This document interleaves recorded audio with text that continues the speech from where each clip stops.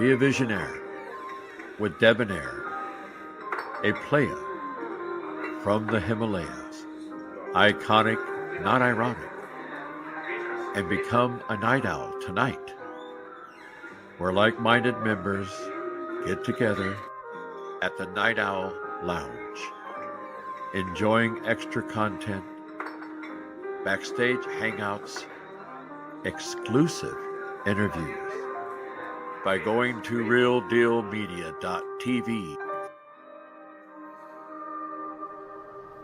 Again, that's RealDealMedia.tv. Join tonight.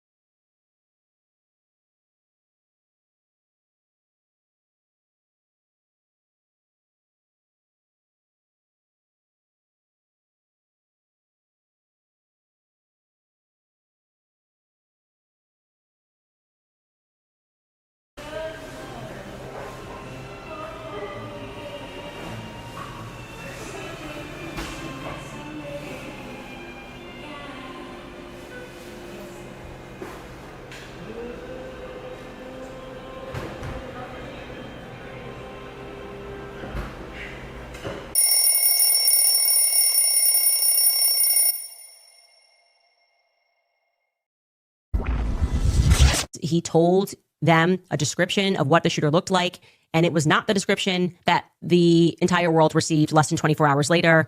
This person was dressed in tactical gear, and he was wearing a face mask. I am advocating for ruthless violence. Charlie Kirk. I want to be clear. I want those on the left, I want them to be deathly terrified of. So it's about 2,000 years ago in Jerusalem, and Jesus shows up and he starts talking about the people in power, and he starts doing the worst thing that you can do, which is telling the truth about people, and they hate it, and they just go bonkers. They hate it, and they become obsessed with making him stop. This guy's got to stop talking. We've got to shut this guy up.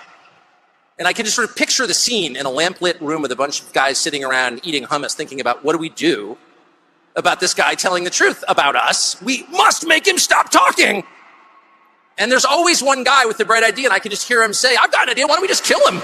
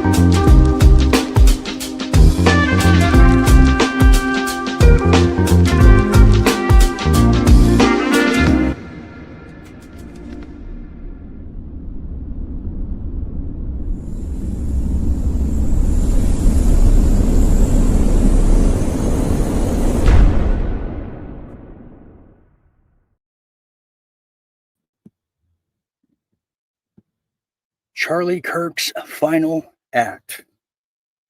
What a title, but what a reality it is. Welcome, everybody, to Real Deal Media's original series, The Lounge. I am Dean Ryan, your lounge master here tonight, as we have encountered a slew of technical snafus.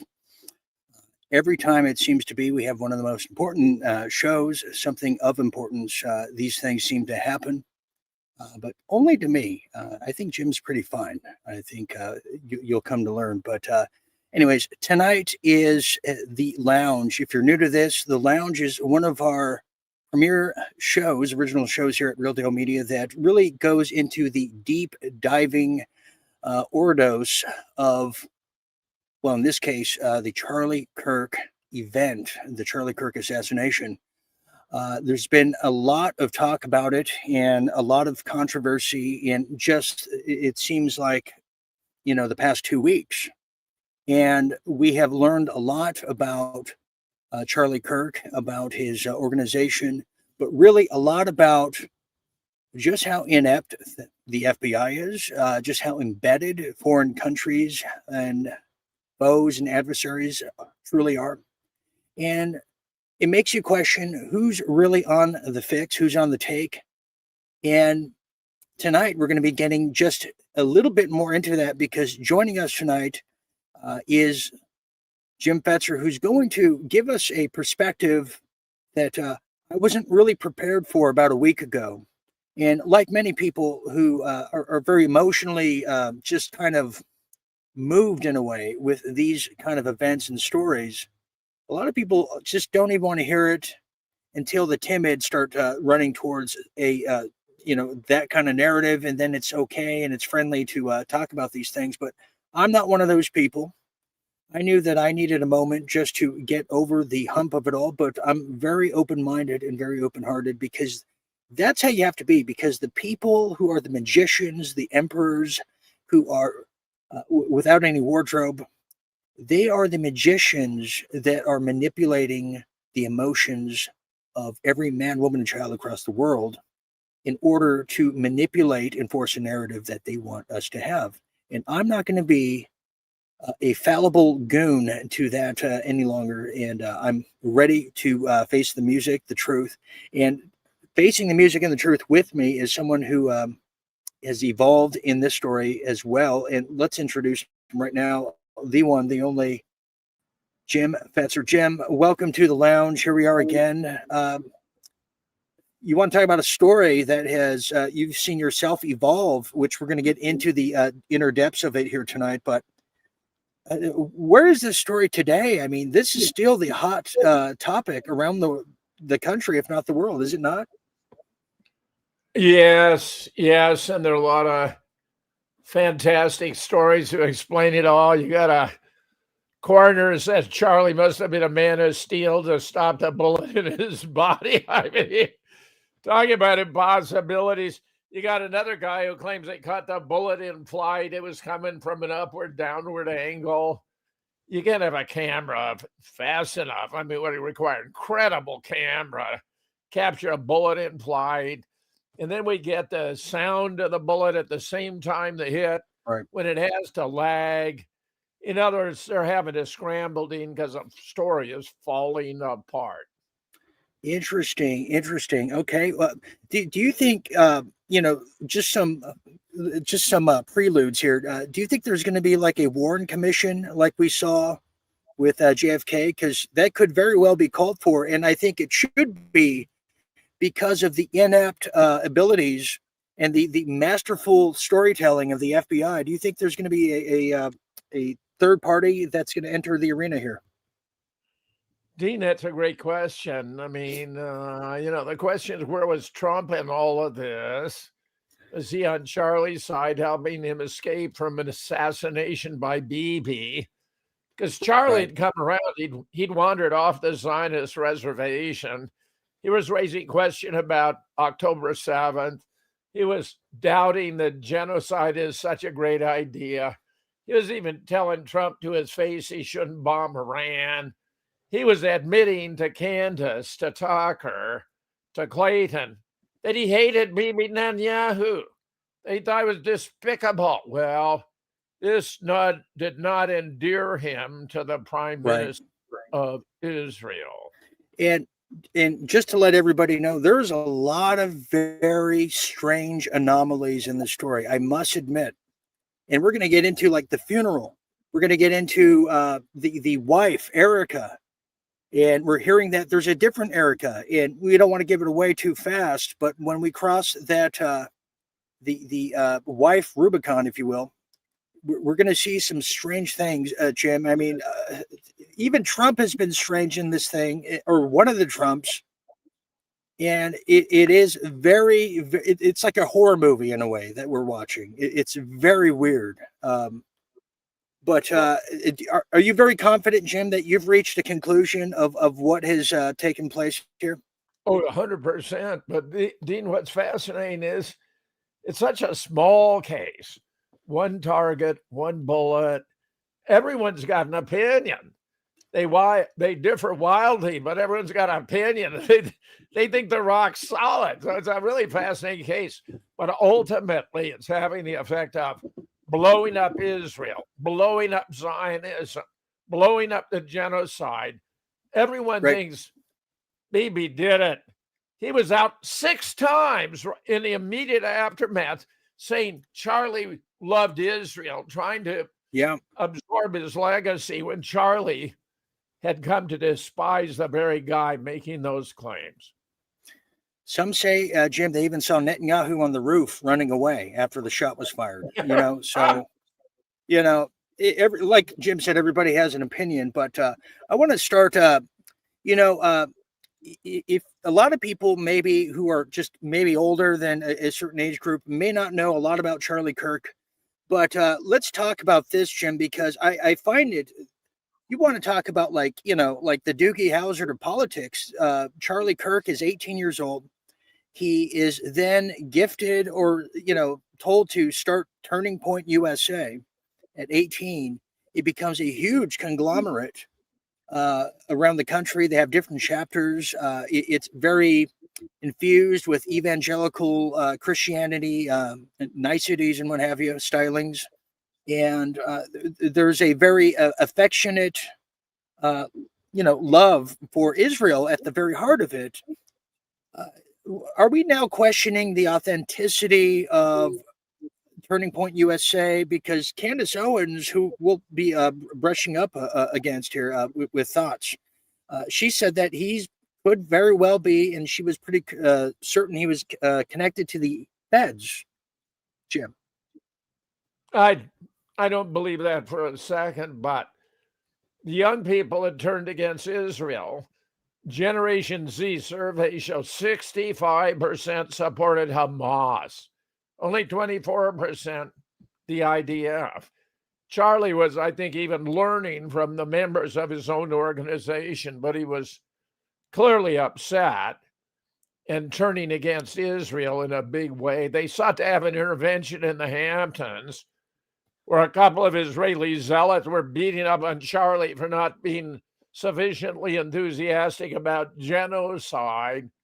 Remember, it's not everyone who can be wildly happy about the mass murder of an indigent population to steal their land. That requires a very special kind of character. So yes, Charlie, I think, was a good guy. He was learning, he was turning himself. And I dare say this event has become a turning point in world history, I believe, because it shattered illusions about Israel, about Zionism, about the genocide. Yeah. It's all bad for Israel, Dean.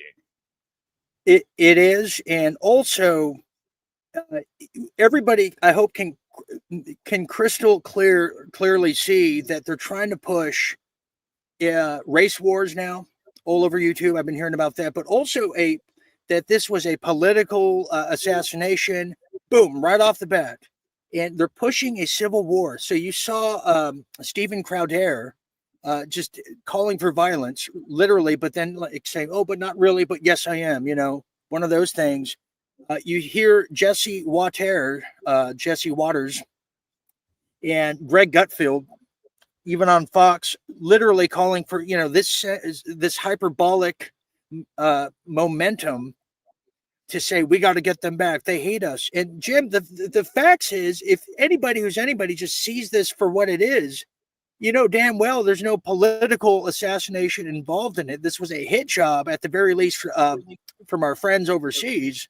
Although Jim has an alternative theory on it. But let's start now. We're going to get to your slides that Jim brought, but let's kind of start where October 7th and Charlie starts to come out. He goes on Patrick Bet-David's show, and I saw it live, actually. I don't know how. It's not a show I watch, but I just stumbled upon it. And Jim, I know not a lot about Israel's landscape, but he said, "Hey, how does October 7th happen?"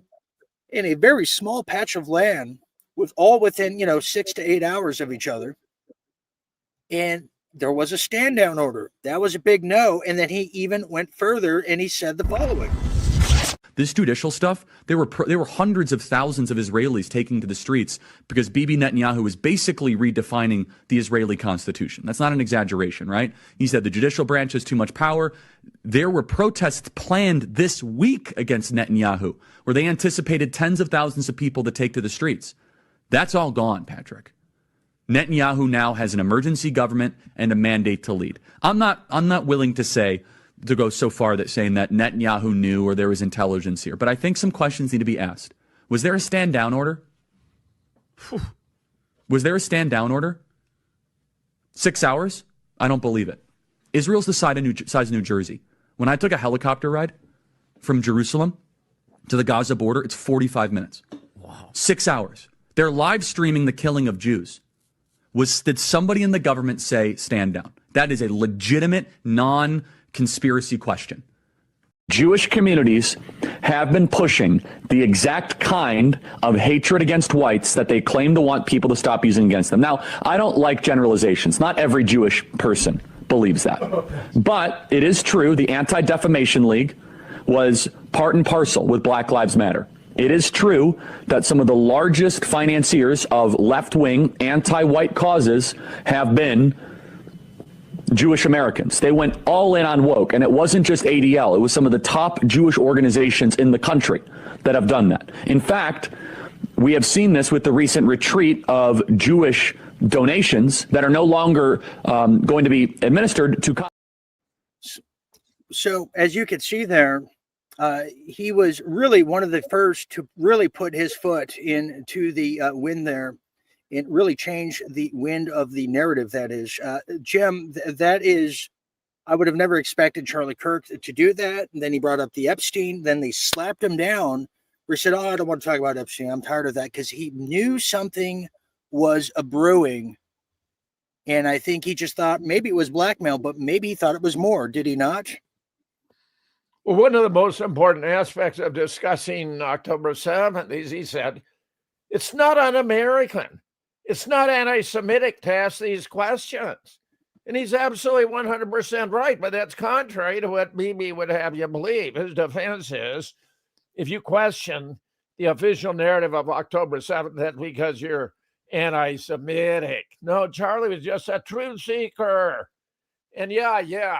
What else is going to happen? Lots of ramifications from all of this, Dean. I'm happy with Charlie, the way he was going. He was maturing. Yes. He was taking responsibility. He was becoming a more powerful leader. And they couldn't have that because he was leading him off the Zionist reservation. Yeah. I mean, it was almost like he was born into this kind of ordeal here. But let's get to your presentation, Jim. I just thought we wet the whistle, and I have some more things to share too when we get there, because the wife anomaly, it really creeps me out. Here we go. I'm hoping you have those stories there. Talking about anomalies. Good. The videos, yeah. Here are the one about showing the shot, Dean. I mean, everyone brace yourself. But well, wait a minute. Is this going to show the actual shot? Because this is going to get us banned, and the people in Australia who they're going to get censored. Is this going to show the actual? Well, the video I sent you, it does, not here in my slides. Oh, okay. I was just making sure. Here in my slides, if we can't show the video, right? You see Charlie just before his chest puffs up, and he falls backward. And he keeps holding the mic longer than he should have. He should have dropped it immediately. He falls backwards. But there wasn't any blood. Candace recognized there wasn't any blood. I mean, listen to this. When he was carried off to the SUV, there wasn't any blood. He was wearing white sneakers that could have just come out of the box. There wasn't any blood.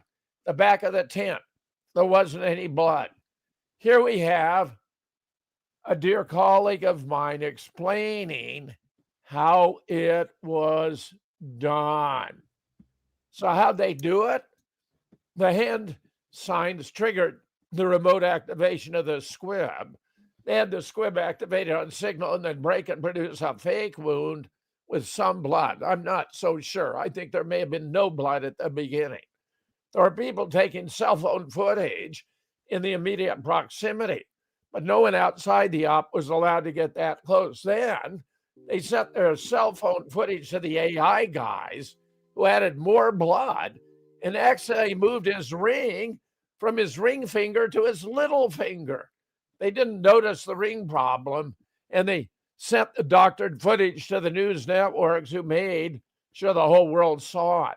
That way, anyone in the crowd would have seen the Fave 1 squib event, really the shirt bursting up and falling backwards.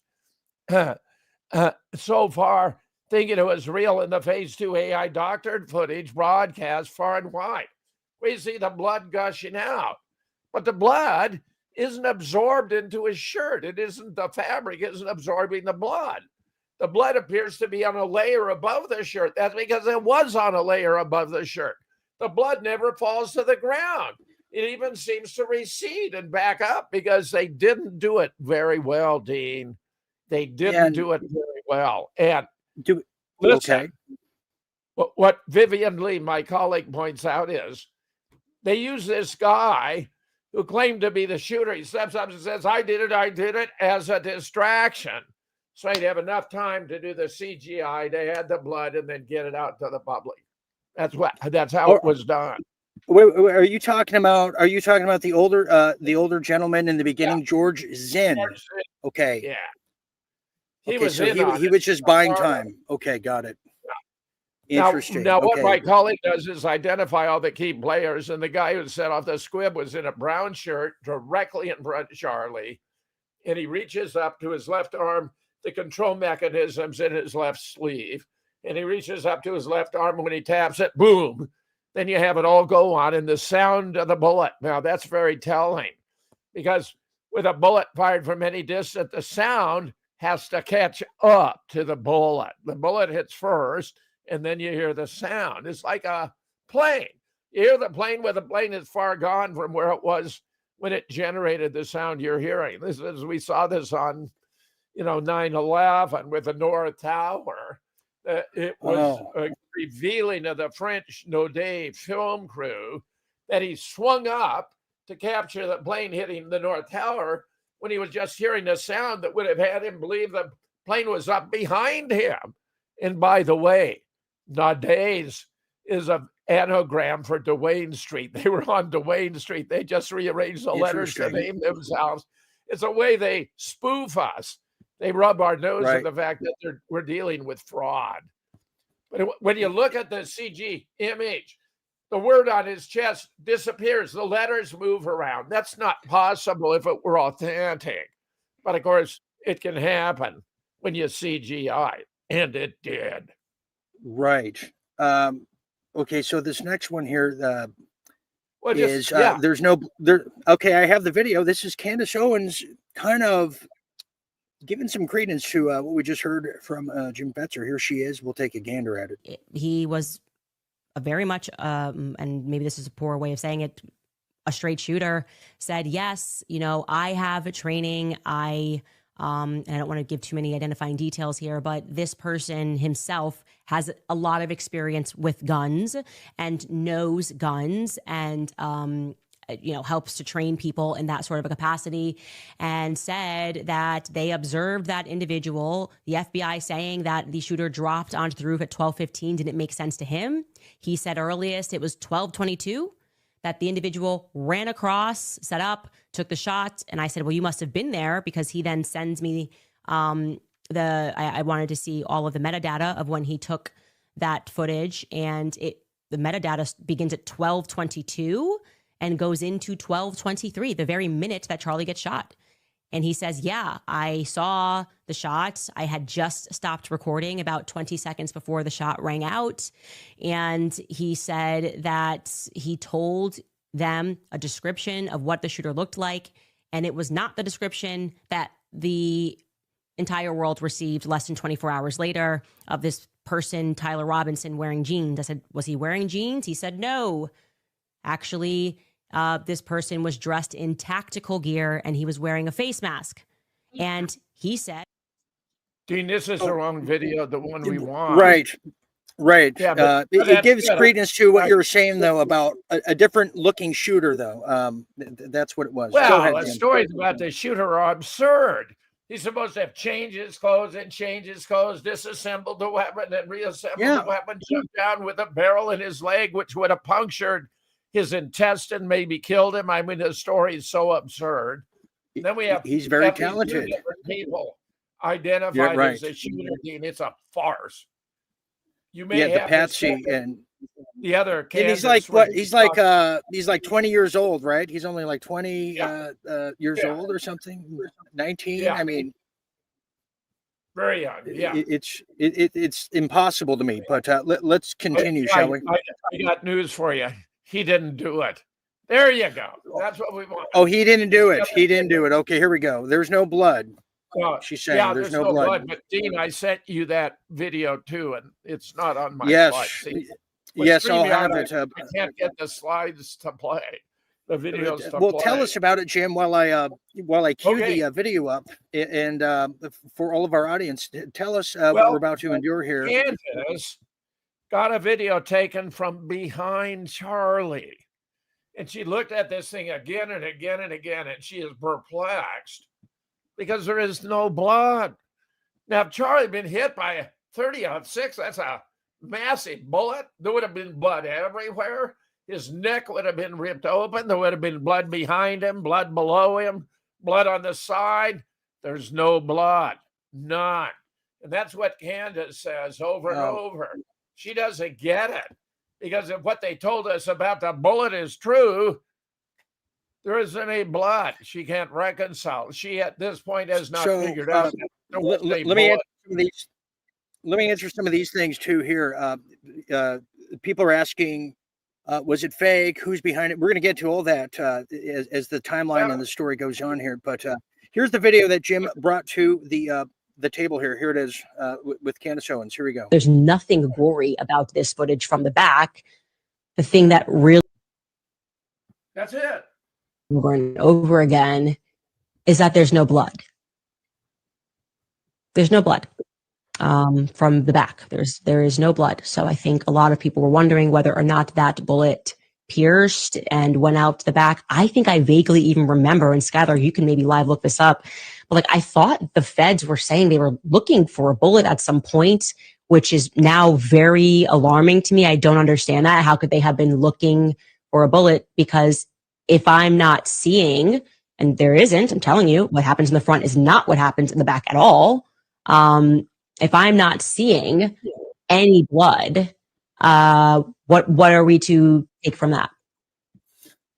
The only thing that could make sense, if what they're saying is true and that person took the shot from the place that they are saying that individual took the shot from, it would suggest that it was inside of Charlie, right? And they would know that. The feds would have known that. So they would have communicated that they were never looking for a bullet. Because remember, one shot. So I'm very confused. I'm very confused, not by what I saw, but what I didn't see. Interesting. I'm a huge fan of Candace. And now we got a coroner saying Charlie was a man of steel because he stopped the bullet in his body, which is absurd. Now, we have seen marksmen fire a 30-06 at a watermelon, Dean, and it blows it completely apart. It would have been similar with Charlie. So what it means that there is no blood is there was no bullet. Okay, well, here's an alternative, another angle. Marines are starting to talk about. We'll get Jim's take on this. I'm not sure he's seen this. This was just spotted the other day by one of our members. Here it is. Check this out, Jim, and we'll get your take after.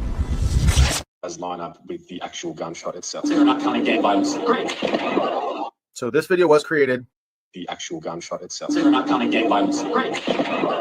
So this video was created by a friend of mine who is a Marine. You'll see him here at the end. This is the angle he is showing the shot coming from. showing where Charlie was sitting and the angle of the shot, which will correspond with this video here, which unfortunately we will blur out Charlie's face, but we will show what is necessary to prove that this was an entry and exit wound.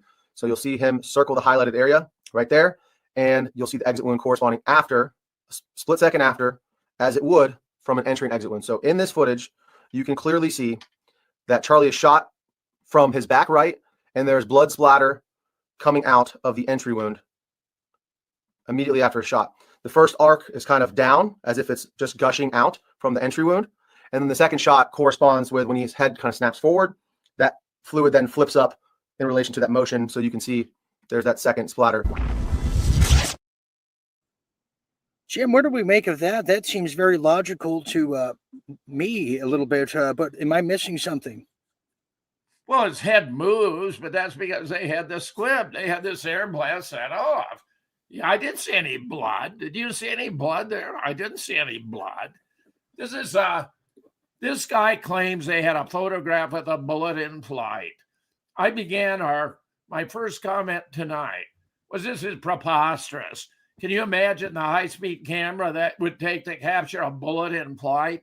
And then we get the sound of the bullet concurrent with the squib going off. That's impossible too. The sound would lag. That's why I was talking about 9/11 and the Nade film crew. This is bullshit, Dean. This is bullshit. They've got several of these videos out there of guys who claim to be authentic, and they may even be completely artificially contrived, total CGI, because there's not a word in truth in them. Okay, well, there you go. Okay, so this next one is, now we're going into what seems to be this one right here, is minutes after he was shot, the Turning Point USA starts to take cameras down, remove the tents, etc. the next day with construction workers tearing everything down. And that's true, Jim, because we had a video. I wish we had it, but it showed that they were just scrubbing everything. And where have we seen that before? Lahana, 9/11. But tell us a bit more, Jim. What is it all about here? Dean, if this had been, there was even a trap door there. Look at that. See, that's really quite remarkable. Really? Wow. Yeah. Now, Wow. look, if this was a real crime scene, if Charlie was really dead, you had to tape it off. You had to preserve the evidence. You should have left the body in place. They rushed the body out because it was all fraud. You got his white tennis shoes, gleaming white. There's not a speck of blood on the tennis shoes. There's not a speck of blood on the tent. There's not a speck of blood anywhere. They haul him off. No blood, no blood. That means no wound. That means no bullet. That means it's fraud. It's fake. It's fake. It's fake. You only see the blood in the CGI video they put out after the guy distracts them, Zinn distracts them, so they have time to add it. And they did it in a kind of a hasty way. They did a sloppy job of it. Because you got the ring move from his ring finger to his little finger. How did Charlie do that? And you got the letters on his shirt jumping around. I mean, Dean, this was very, very sloppy work. Very sloppy. My colleague Vivian Lee nailed it. She nailed it. Jim, you've never moved ring fingers before in mid motion? You know how to do that? Especially when you just the oldest trick in the book, Jim. Especially when you're dying. I mean, it's the last act. As you take your last gasp, you move your ring from one finger to another, Dean. Well, we all depart differently these days. We have a lot of. Should we take a question, Jim? Because people are just chomping at bits here. Sure. Why don't we do that real quick? We have Mr. Salvatore. Thank you for being here, Dean. I'm an EMT in NYC, New York City. There are times that blood does not come out. Yeah. I mean, look at. I'm trying to think of. It's not from Go being ahead, hit with a 30-06. This is a big bullet, man. It does a lot of damage. There's no way a 30-06 wouldn't have blood everywhere. So okay, we have. This was not one of them. We have on Rumble. Thank you, everybody who is managed to make it here. We have people who are saying that we have Angelina Wolf saying that the 30 PDD6 would have blown him to pieces. Right. Well, I still, I still could, kind of subscribe to the potential of the guy on the side who I initially was showing everybody, or the guy in the front who I've claimed these guys were Mossad, that had the Mossad watch gun, that, all those gadgets we saw in James Bond. These people use it. The bullets that disappear. I love all these theories. They just they're not consistent with the evidence. And the guy in the front with a palm gun is a brown guy who had the squib, who set it off when he touched his arm. We also have Lena Star Moon that says, no ambulance, no nothing. Yeah, yes. Where was the ambulance, Jim? Yes. Was it the same George Floyd EMT guys? They don't want to give ambulances for stage events because they might need them for real ones. See, that's why. It's one of the signs of a phony event. You don't have a surge of EMTs. You don't have ambulance. You don't have a medevac helicopter and all that sort of stuff. They save that for real medical emergencies, not phony ones. Misty says, why do they fool the public? We'll get to that after the break coming up here, but we have one more segment here. Why don't we go to this? Jim, tell us about this right here.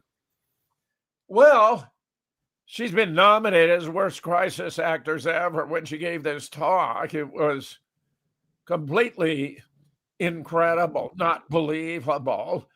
There was no grief showing. She ought to have been inconsolable. I mean, this is just a day or two after the shooting. If you were a parent saying lost your child at Sandy Hook, you wouldn't be smiling and laughing with Cooper, on CNN. You'd be in grief. She's not in grief. Several times she kind of laughs and smiles. It's what's known as duper's delight. And get this, they faulted her for her acting. So at the casket, she got very emotional. Look at this. They don't show us Charlie's face. They show us a casket, and they show us grieving over her hands, but the rubber hands on the left, rubber hands. Here's a guy who did brilliant work. He actually analyzed a distance from that knuckle to the knuckle on the finger in the casket and the knuckle to that knuckle on the finger on Charlie, and they ain't the same. It's actually a rubber hand.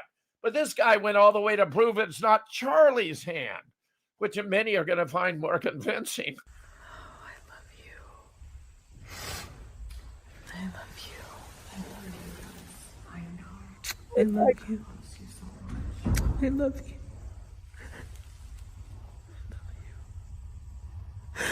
God bless. What in the world?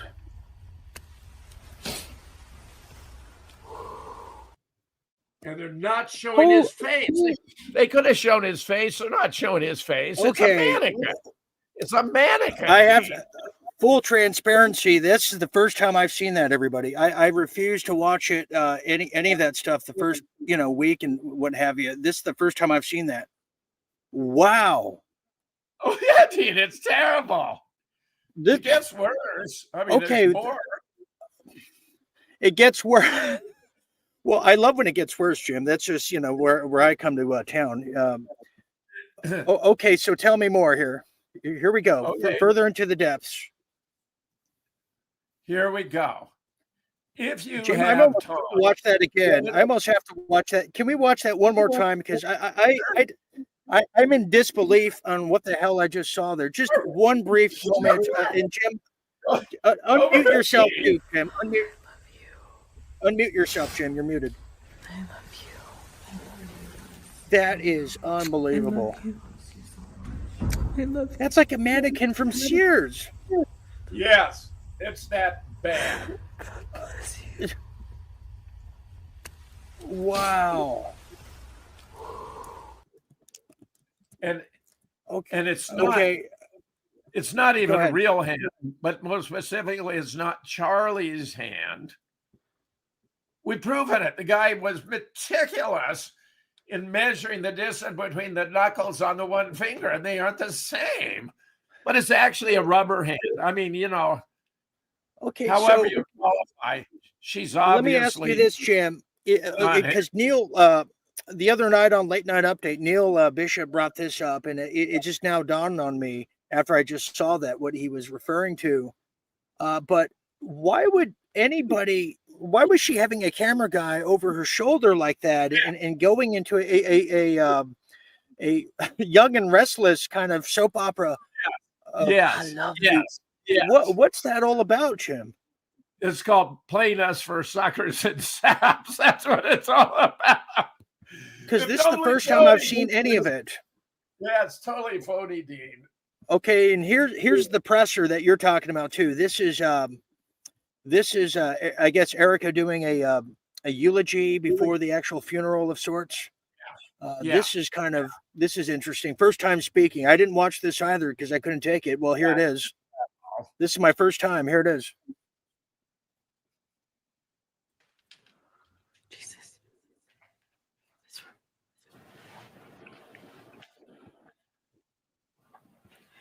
Good evening. My name is Erica Kirk. Charlie Kirk is my husband. I first want to thank the local, state, and federal law enforcement who worked tirelessly to capture my husband's assassin so that he can be brought to justice. I want to thank the first responders who struggled heroically, oh my God, to save Charles's life. Okay, that's it right there, Jim. That was this gets really weird, Jim. I know. Are we covering that? I mean, look at this, because after that, right, they have a memorial service. What in the world is that right here?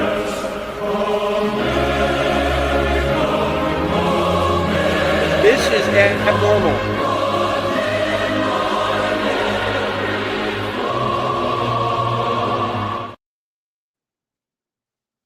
That's in Arizona. Dancing. And then he's doing the yeah, they had a rather the Macho Man thing. Rather festive. And then look at this one right here. What in the world's this? She's doing the devil sign. Shout out the devil. Yeah. What's with Trump? He's like smirking the whole time, Jim. Well, they pulled it off. I call this Butler 2.0, Dean. Butler 2.0, because remember, Trump faked his shooting in Butler. That was totally phony. They moved the photographers around so when he came up and gave the fist, they could get the money shot. He put a, little blood pad on his ear, but there wasn't enough blood. His shirt didn't have any blood. And later we look at his ear and there's no sign, not even a nick on Trump's ear. Not even a nick. Some people heal very fast, but have we heard did I hear you correctly last time we spoke, Jim? You said there's two different Ericas. Is that correct? So here's the one we saw. We're coming to that, Dean. We're coming to that. Okay. So we're coming to that. We have a break coming up, Jim. We're going to take this quick break. We're going to come back, finish with the two Ericas. And then we're going to get into who was behind it, the Israel factor. And I'm also going to try to scrounge up a lot of questions on this because this is an open source investigation, Jim. I got a couple other slides you're going to like. Okay. So you heard it right there. All right. Stand by there. Anyways, you are watching The Lounge as The Lounge has returned with a whopper of an episode as usual, per usual.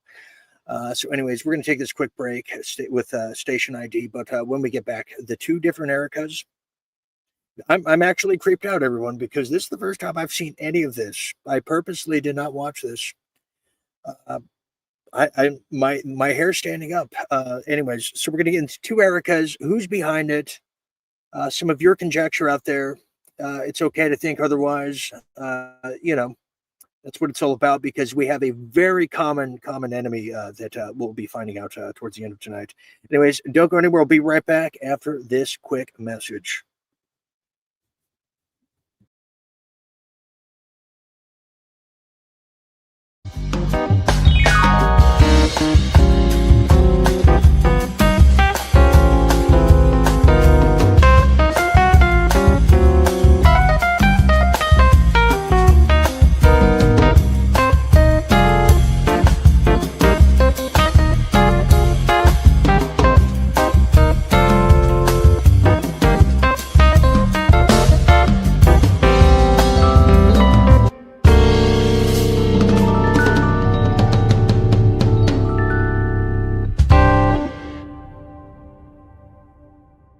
joining me for this effort tonight is somebody who is also known as the Big Kahuna. He was in the water early this morning with me, riding the tsunamis.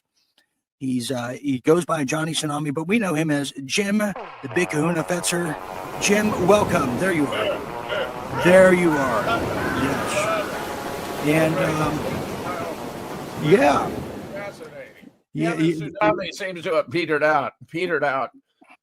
And who wore him better, ladies? You tell me, because he's always copying me. What a brain he has there. I was on a cruise ship when my daughter dared me to enter the men's body competition. I won most athletic legs. I won most athletic legs. Really? Yeah. Jim, I out of all the years I've known you, I've never seen your legs before. Now I'm oddly curious. It was on a cruise ship. It was on a cruise ship. One of those things that.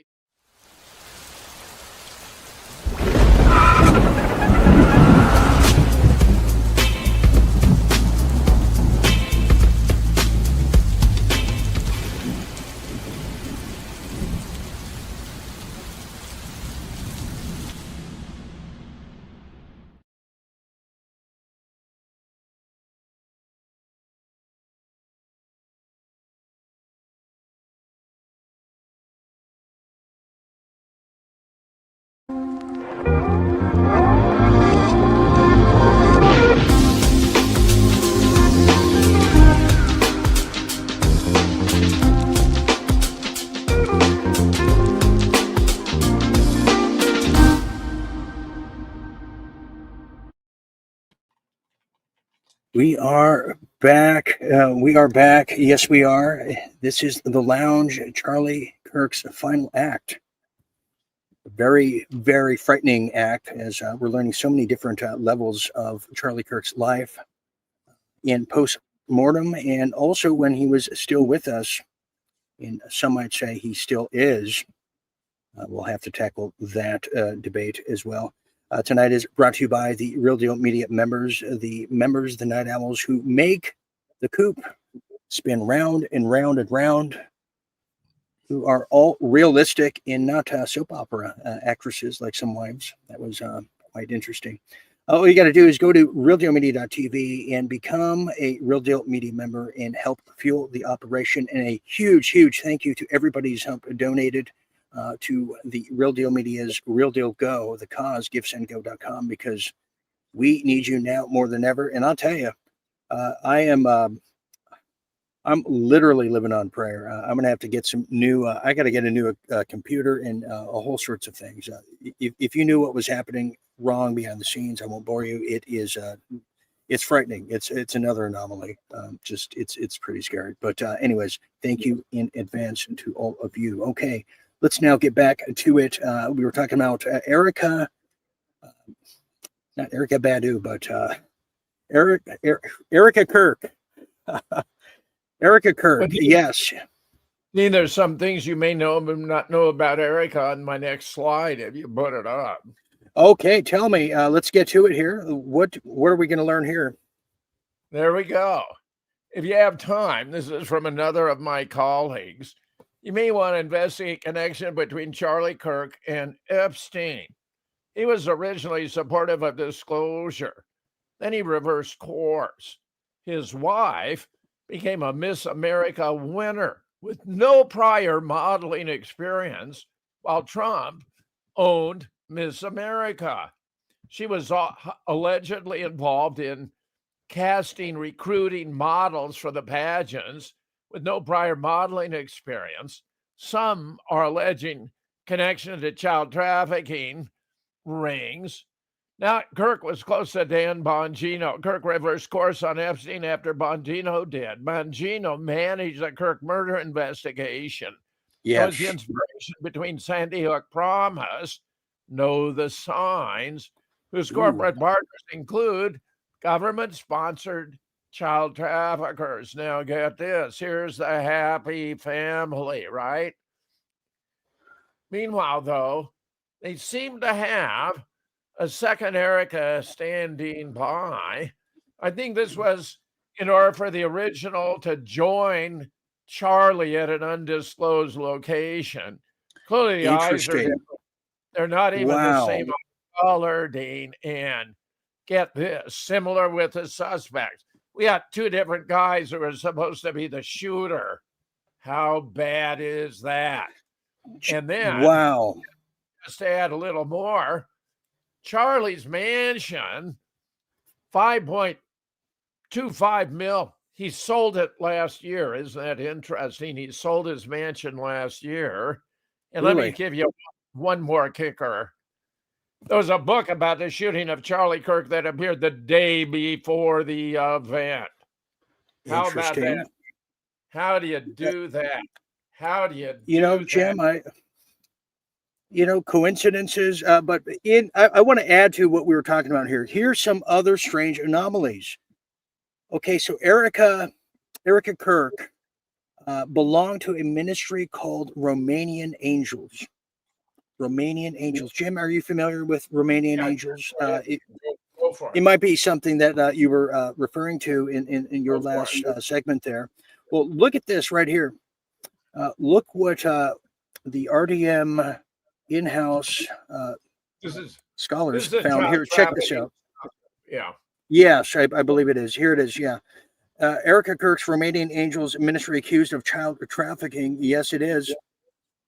Here's the new truth on the new Turning Point USA. And this was probably, Jim, this was probably the blackmail that Charlie Kirk was referring to, in addition to probably like sexual harassment, all the usual stuff, the payouts. So, yeah, became CEO, passed with Romanian resurfaced trafficking claims. Now, isn't this interesting that these nonprofit Christian groups are doing this? Because Mike Johnson, the Speaker of the House, Yeah. was heavily involved in a similar adoption agency with the Christian youth, where he adopted a 14-year-old Dominican Republic boy when he was only like 26.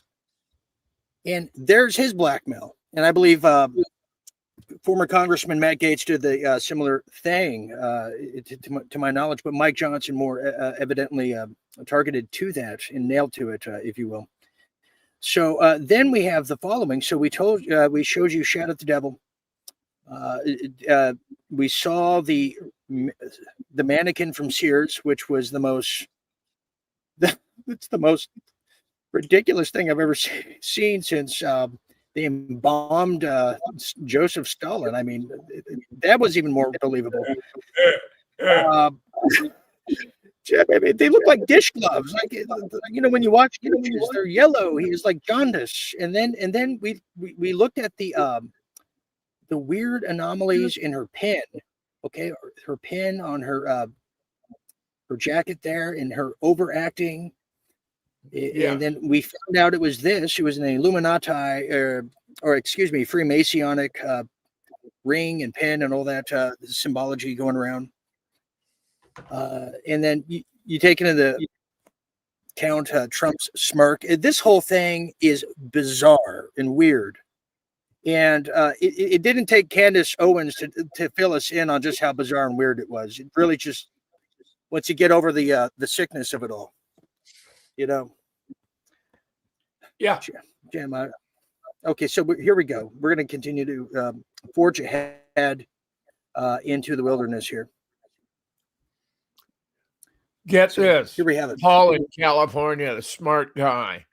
If an event is 100% authentic, why should there be any anomalies or discongruities, right? The fact that there are many means there is some hanky-panky going on, in my opinion.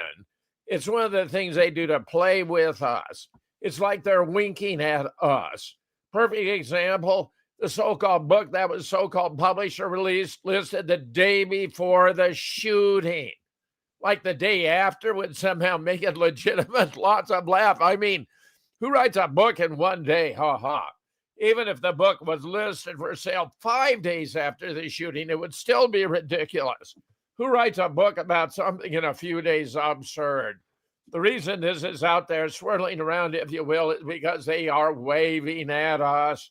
They put signs in most of these events, and Mathis, this is Mild Mathis, has covered it before. He thinks they are often signaling other agendas. This is a stage event. He says to my friend Russ, I proclaim it. His key point is there shouldn't be any anomalies if it were real, but anomalies are everywhere, whether it's a shooter, the shooting, the blood, the no blood, the wake, the mourning by the wife, the casket scene. Dean, this thing is anomalous from beginning to end, and none more so than no blood. Oh my gosh. So that doesn't even look like what we saw here. These look like these are two different people, Jim. Oh my God, it's so obvious. It does look like two different women, does it not? What the hell? These are two different people. I think the first one. I'm saying they needed to sub in. They needed to sub in a different Erica, so that the real one could be with Charlie at an undisclosed location. Okay. So this is like a model type, and then they bring in Tori Spelling to play, the wife at the funeral, the horrible acting, and then look.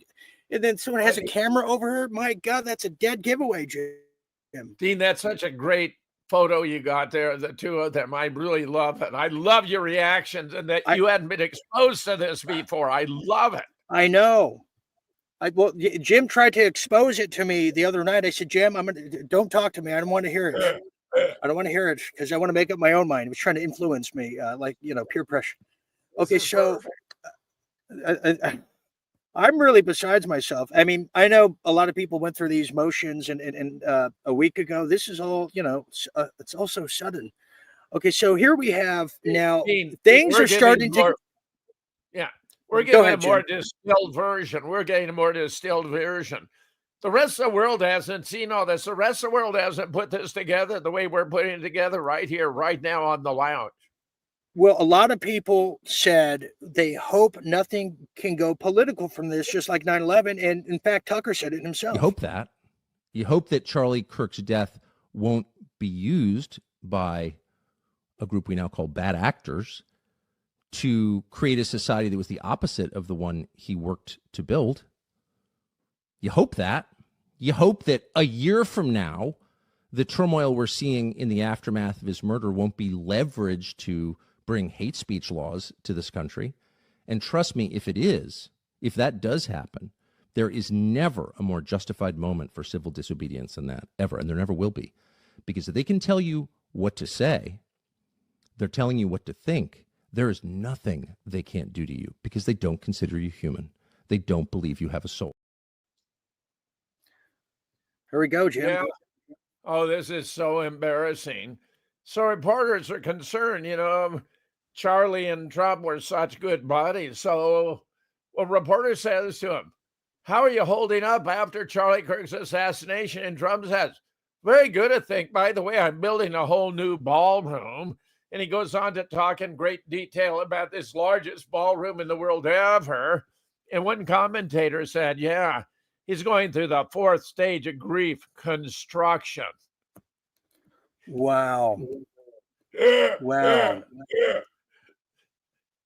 Well, interesting. So phony, everything about this is phony. Everything about this is phony. And then you have Trump reconciling with Elon at the memorial. I think we have some footage of that. I'll play it right here. Here it is. Okay. Here we go. Oh, Jim, I apologize. That's the wrong one. Sure. Okay, well, so just to play off what Tucker said, no, they exactly went political, and you could sense it at the memorial because the memorials, it felt like a football game. You had J.D. Vance and his supporting actor of the year award that I nominated him for just the other night. Here it is right here. They're making him a martyr, I think, just like George Floyd. Here it is. Of course. Look at this. There's Sacha Cohn Baron. Country ever to exist, right?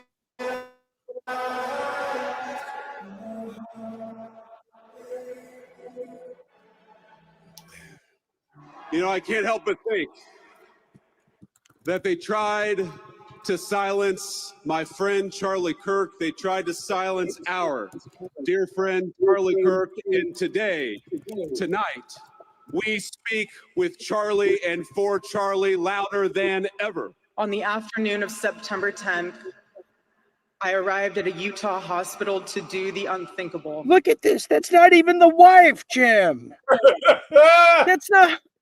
That's not even I can't get past the fact that it's so not even looking like the wife, not even a little bit. I love it, Dean. I love it.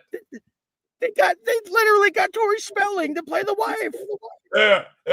I can't believe I'm seeing this. This is as bad as the George Floyd one, where they had the other cop with the fake cop, and then the Asian cop with the backwards shirt on. I mean, this is just as it's from the same directors and producers. There you go, Dean. God, me oh my. Okay, here it is. To look directly at my husband's murdered body. Father, forgive them, for they not know what they do. That man, that young man. Oh my God. I forgive him. Because today, America is a nation in grief, a nation in shock, and a nation in mourning. He's a martyr now for American freedom. I know I speak. And who's this guy, Jim? This is not even Trump's voice. Okay, I can't even take it, Jim. I don't know what planet I'm on right now, Jim. I can't take it anymore. What the hell is going on? Blue Sky, you're right. This bullshit is hilarious. Hopefully, I mean this is unbelievable. And had I seen this last week, yeah, Jim's on top of it. Okay, here's a question here, and we have to almost end the show soon here, due to the formalities of it all. We have, why would even have a mic of Ericus and his last goodbyes to the husband only for production? Yeah, I'm telling you, Susan. Why? Tell us, Jim, why that is. Oh, Dean, I won't spoil your punchline. Go for it. Well, yeah, she's an actress. This particular version of Erica, and they're trying to make him a martyr. Okay, so let's get to let's kind of conclude here as and then maybe a question or two here. So what do we have here, Jim? Well, the top right here, we got it Butler. This is the guy who helped Trump fake it at Butler. And it looks to me we got the same guy right here in Utah.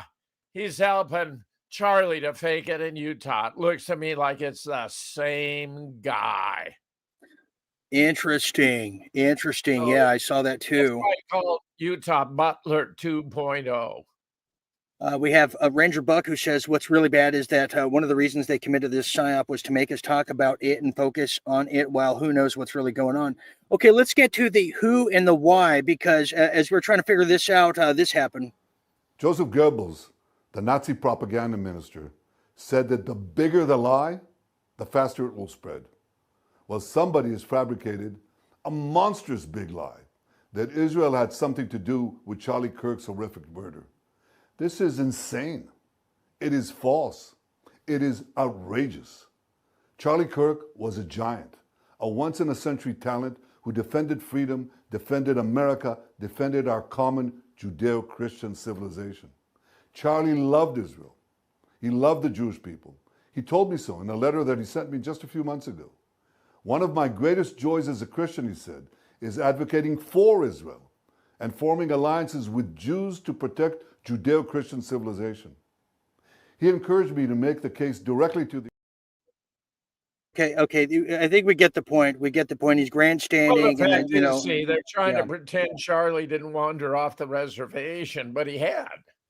And he told Tucker, right. He told Candace, he told Clayton.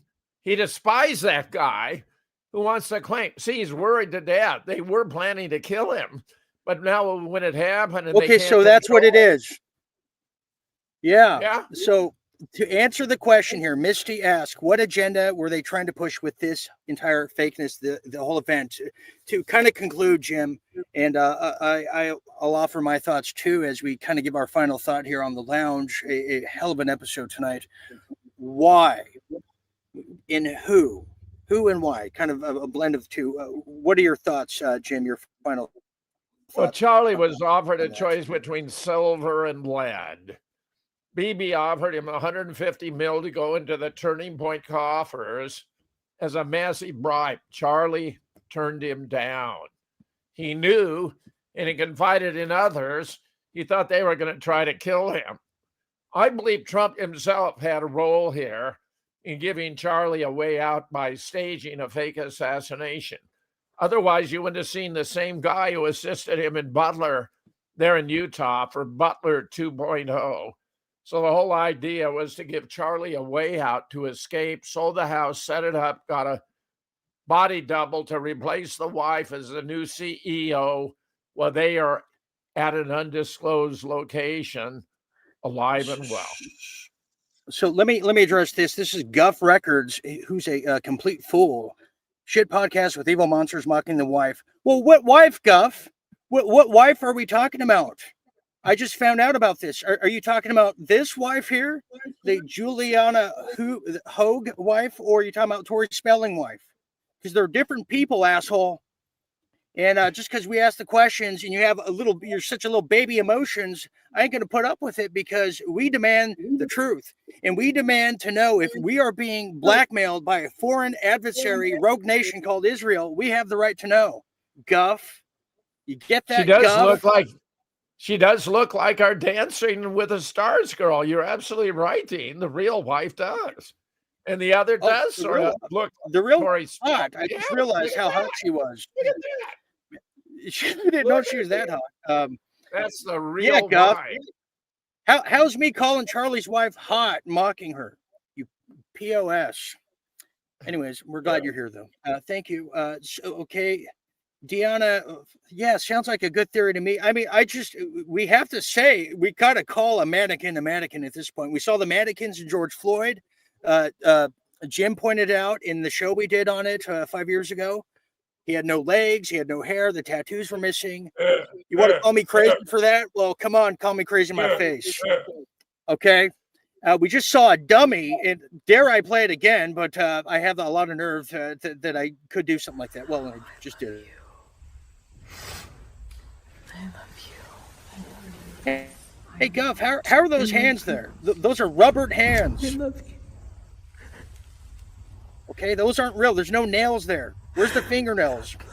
Am I mocking the fingernails? My esthetician is too. Okay, Jim, we just have about a minute or two to go. Dean, you've added a lot. Actually, that photograph of Charlie with his real wife was sensational.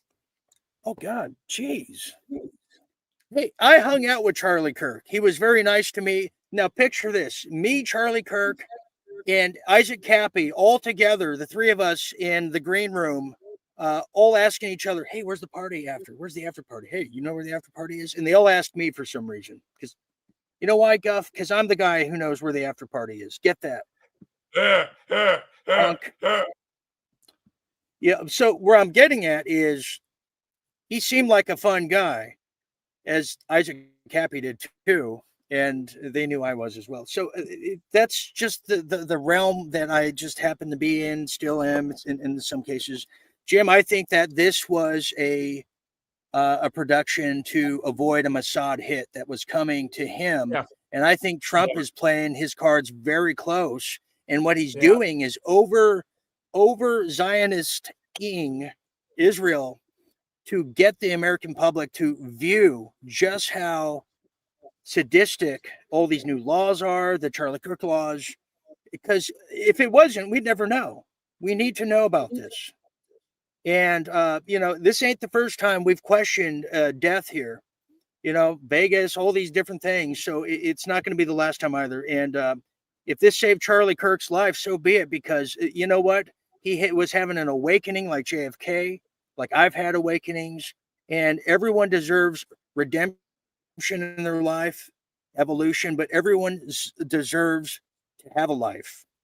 And they were about to take his. He knew it. The cards were in the fold.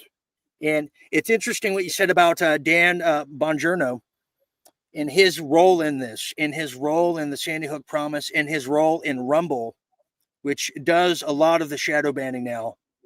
These type of conversations, these type of shows are getting Real Deal Media shadow banned. And now we know why, because Dan Bombingo is all up and down the censorship boulevard. So we're going to end it there. I want to thank you, Jim, for putting this together. You blew my mind once again. You do this every leap year. It's wonderful. I'm not going to sleep tonight. So I want to thank the audience too.